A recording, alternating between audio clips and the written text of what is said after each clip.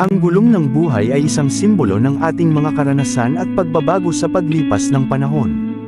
Sa isang sandali, maaari tayong maging masaya at puno ng pag-asa, habang sa susunod na sandali ay maaaring dumaan tayo sa mga pagsubok at kalungkutan. Ang mga tagumpay at kabiguan ay bahagi ng ating paglalakbay, ang bawat tagumpay ay nagdadala ng aliw at inspirasyon, samantalang ang bawat pagkatalo ay nagiging aral at pagkakataon upang tayo ay lumago. Minsan, tila ang lahat ay umaayon sa atin, ang mga pangarap ay abot kamay, ngunit may mga pagkakataon ding ang lahat ay tila bumabaliktad.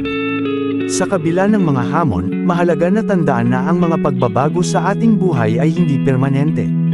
Ang bawat estado ng ating damdamin at karanasan ay bahagi ng ating pag-unlad bilang tao.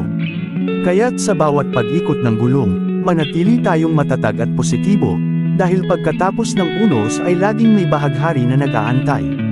Sa ganitong paraan, nagiging mas makulay at makabuluhan ang ating paglalakbay.